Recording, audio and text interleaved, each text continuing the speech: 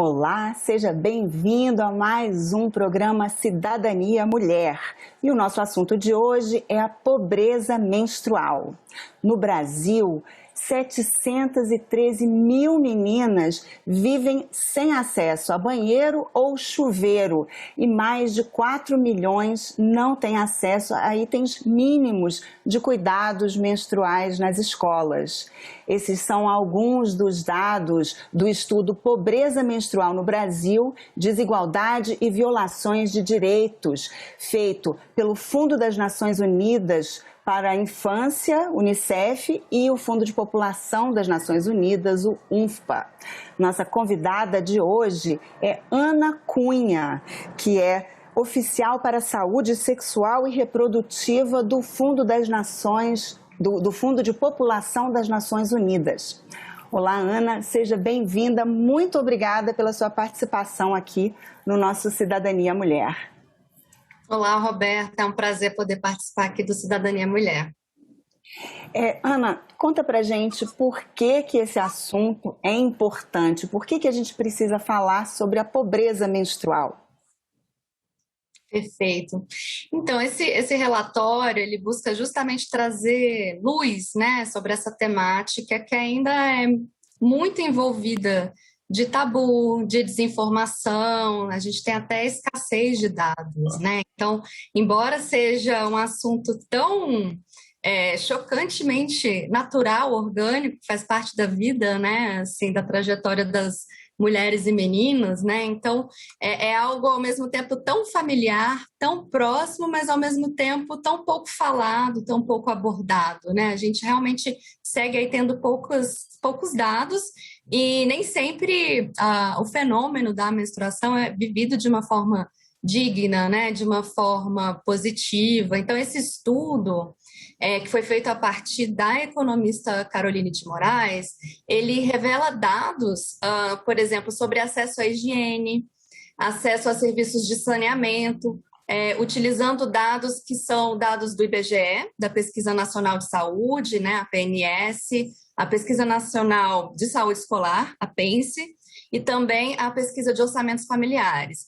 E o que os dados apresentados, eles demonstram é como que no Brasil, crianças e adolescentes que menstruam, né, e também outras faixas etárias, mas a gente tem também esse foco, que essas pessoas frequentemente têm os seus direitos impactados, né, a questão do corpo, a questão até às vezes da saúde mental, mas também o direito de acesso a uma escola de qualidade, uma relação muito grande também com a questão da própria pobreza estrutural, né, acesso à água, a saneamento, a uma moradia digna, tudo isso também está relacionado com esse fenômeno que a gente chama de pobreza menstrual, né? Que é considerada uma forma de pobreza multidimensional que tem características tanto da falta de acesso a recursos, mas também acesso à infraestrutura e mesmo a falta de acesso a conhecimento e à informação por parte de mulheres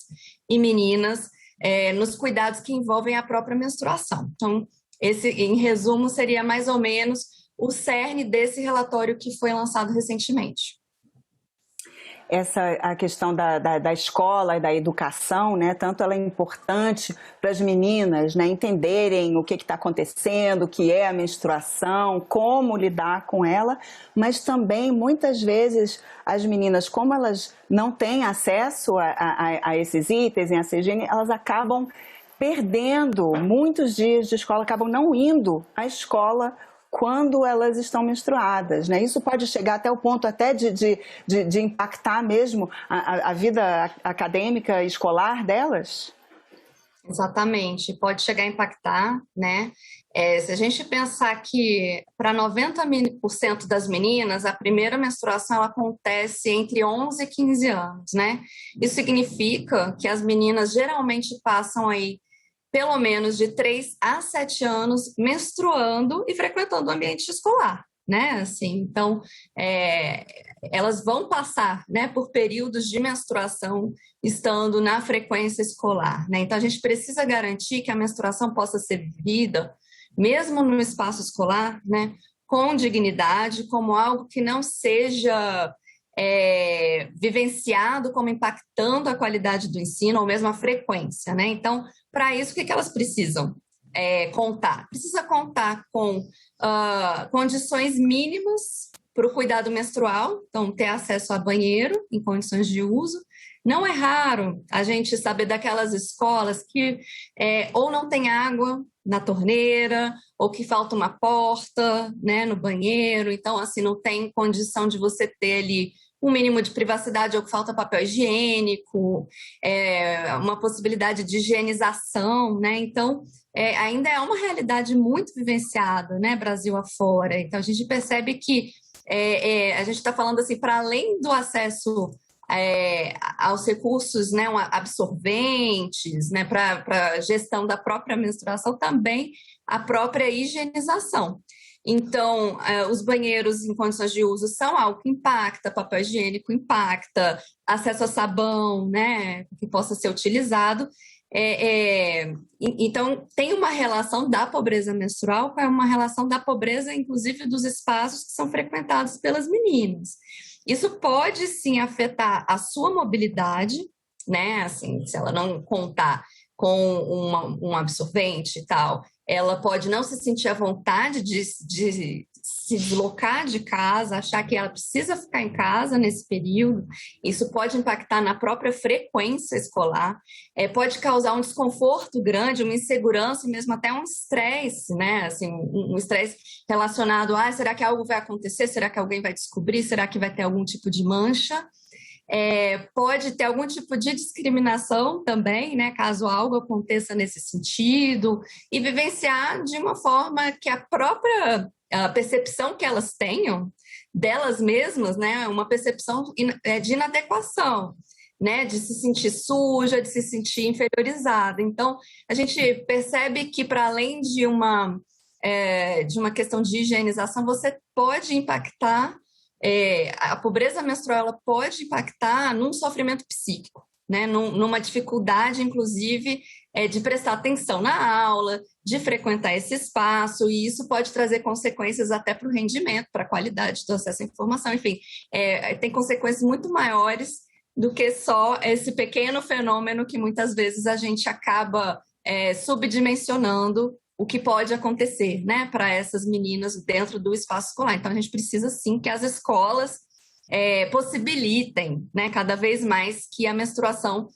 seja abordada. Um outro ponto que é fundamental é das escolas também como espaços de informação, né? Então, a gente precisa, sim, garantir essas condições de higiene, acesso a absorventes, mas também que as informações sobre corpo, sobre sexualidade, sobre o fenômeno da menstruação, enfim, claro, sempre de acordo com a idade, né? Mas a menina que ainda não menstruou, por exemplo, ela precisa ter acesso à informação antes da primeira menstruação, né? A gente conhece aí casos de pouca informação, de tabu em cima, em que a menina vivencia a menstruação de uma forma completamente equivocada, sem a informação necessária, com sofrimento emocional, né? Então, a gente precisa que isso seja tratado entre meninas e meninos, né, pela escola, pelos estudantes, de uma forma como deve ser, né? Com as informações adequadas, sem tabu, sem estigma.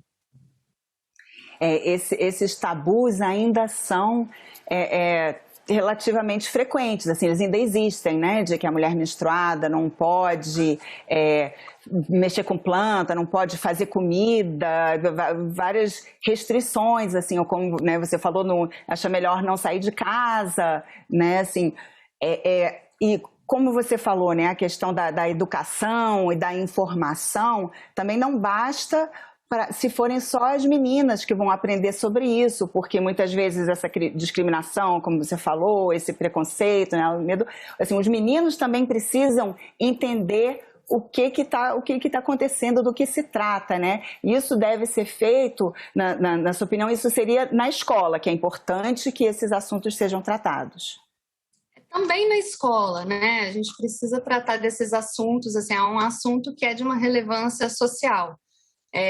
Significa que os vários espaços, né, assim, da sociedade precisam tratar como um assunto relevante, dar a devida atenção, né? Então, a gente precisa sim que a escola aborde, claro, o Fundo de População da ONU tradicionalmente vem colocando a importância da educação integral em sexualidade, justamente para que, claro, sempre adequado, né, à faixa etária da pessoa, não serão os mesmos conteúdos que você vai trabalhar no início da adolescência, né, e mais para frente na adolescência, são temas, informações, enfim, diferenciados, mas que para cada faixa etária você precisa falar sobre corpo, sobre os processos orgânicos, né, como que isso precisa ser tratado, uma forma de higiene, mas ao mesmo tempo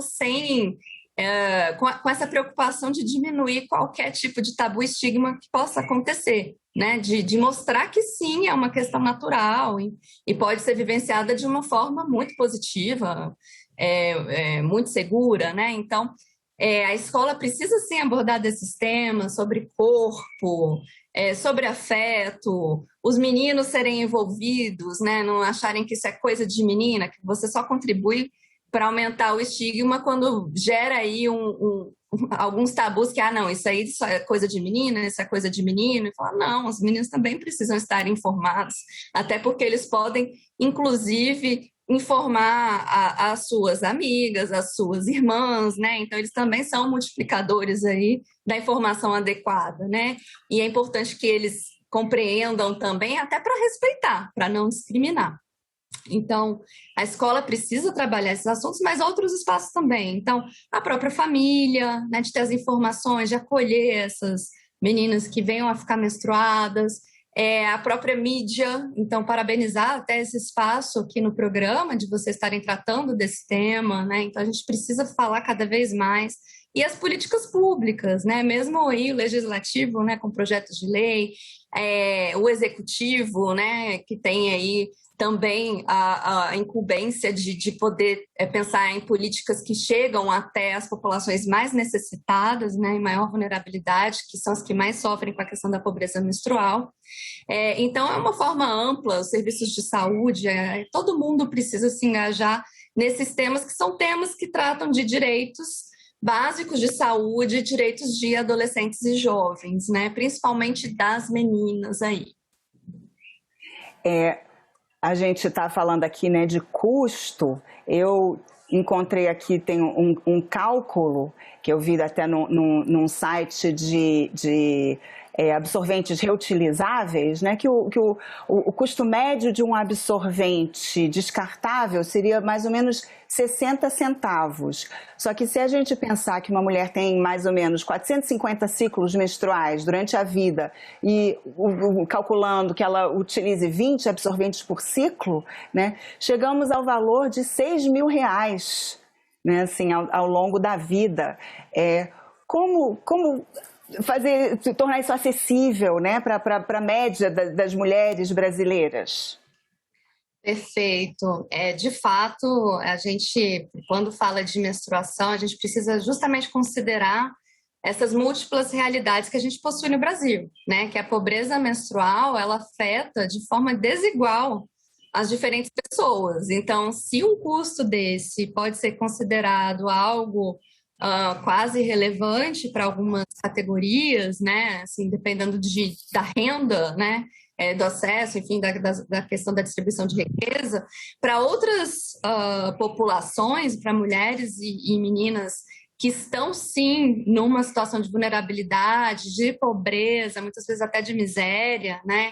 E que aí a gente tem uma intersecção, muitas vezes, né? Uma interseccionalidade também com questões raciais, territoriais, né? Algumas estão aí vivendo em regiões com muita dificuldade de transporte, né, de acessar, por exemplo, até os insumos, né, de higiene, nem sempre, além de não ser barato, né, de muitas vezes ser inclusive caro, não são facilmente acessíveis, né? Então, a gente precisa pensar nessa complexidade que pode ter.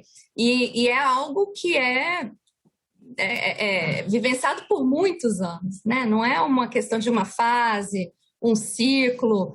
Ele vai vir frequentemente, né? O ciclo menstrual, você tem aí em torno de uma vez por mês, o ano inteiro, durante muitos anos. Então, isso acaba, assim, tendo um valor agregado que pesa em muitas famílias. Então, a gente precisa pensar que a pobreza menstrual ela tem a ver com a própria desigualdade que é vivenciada no país e que, portanto, a gente também precisa pensar nela quando a gente está pensando nas políticas públicas.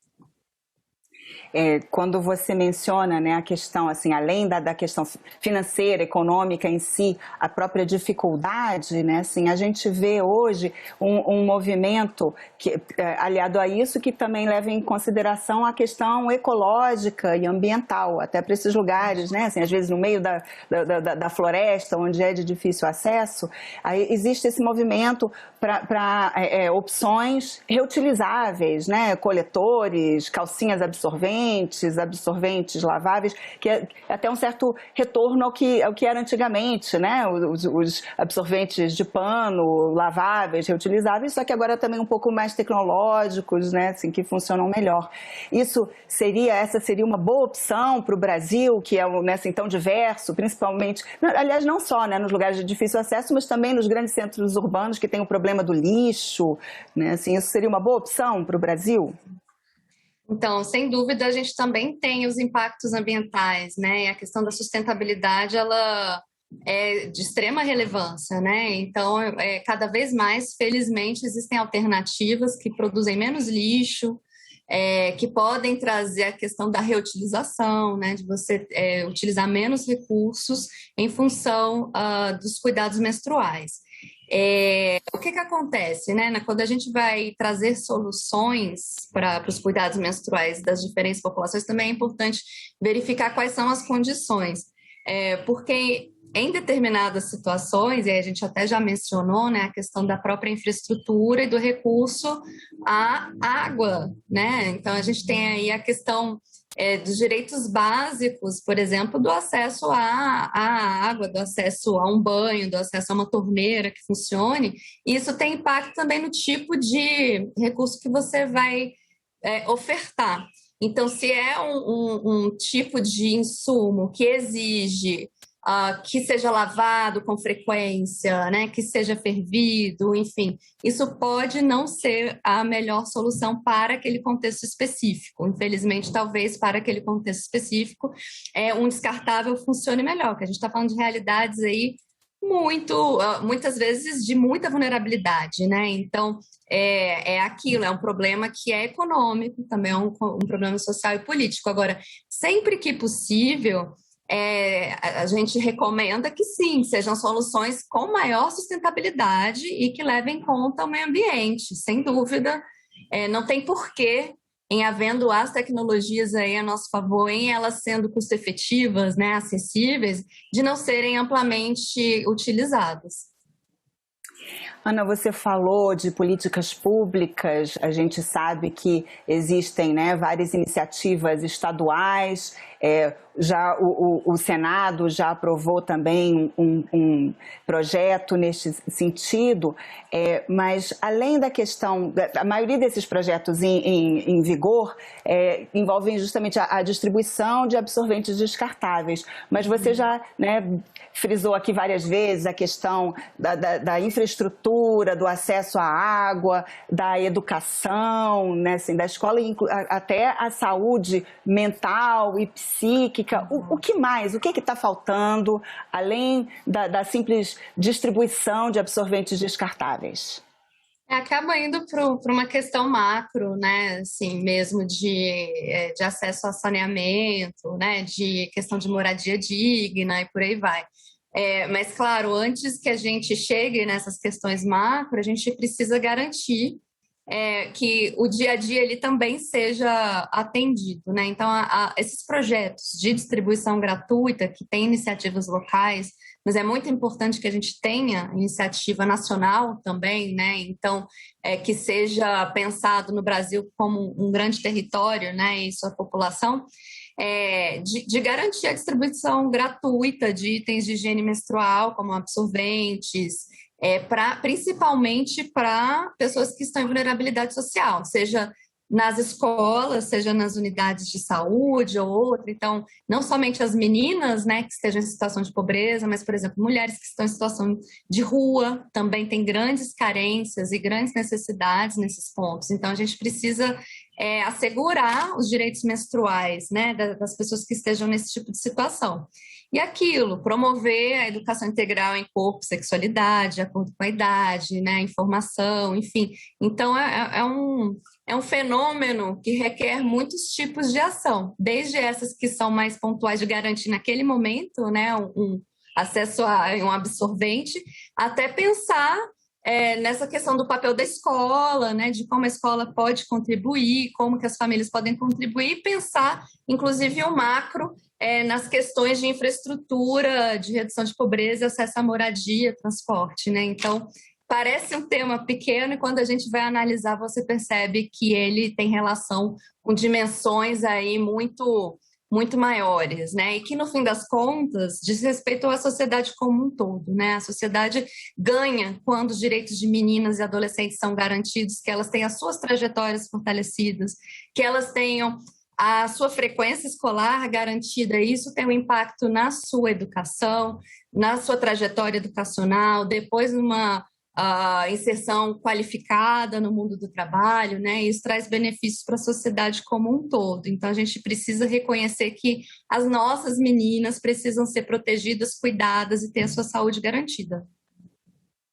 E quando a gente fala, né, assim, da saúde mental e emocional, né, assim, ela também está, como você falou, né, envolvida em todo esse contexto, mas existe alguma solução assim também mais imediata, assim, uma coisa que possa, uma forma de ajudar mais imediata? Eu acho que sim, a saúde emocional, a saúde mental, né, a gente tá falando assim de condições, né, de ausência de condições que possam possibilitar que o corpo e as manifestações corporais sejam vivenciadas de forma confortável, com segurança, né, com harmonia.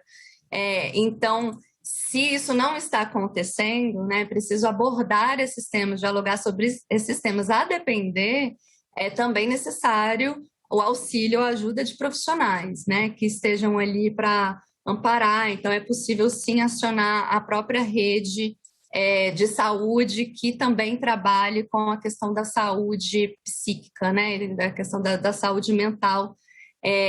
Por exemplo, existem em alguns lugares os grupos, ou mesmo as unidades de saúde que são voltadas para adolescentes, né? Tem UBSs, que você tem grupos de adolescentes gostam muito dessa abordagem coletiva, né? Então, há momentos em que tem, na UBS tal, a gente aborda o grupo de adolescentes toda quinta tarde, né? Então, procurar tentar buscar esses profissionais, mas geralmente, né, a gente, em já conversando abertamente, em já possibilitando a desconstrução de estigmas e de mitos, você já colabora para um ambiente muito mais favorável para essas meninas e adolescentes, né? Então, a gente precisa buscar primeiro promover a saúde, né? Enfim, mas também possibilitar o acesso aos serviços de saúde emocional e saúde psíquica e mental. Perfeito. Ana, muito obrigada pela sua participação aqui no nosso Cidadania Mulher. E eu agradeço também a você que nos assiste. Esse programa já está disponível no site da TV Senado e também no nosso canal no YouTube. Se você tiver alguma sugestão ou comentário, entre em contato através da Ouvidoria do Senado. Mais uma vez, obrigada pela atenção e até o próximo Cidadania.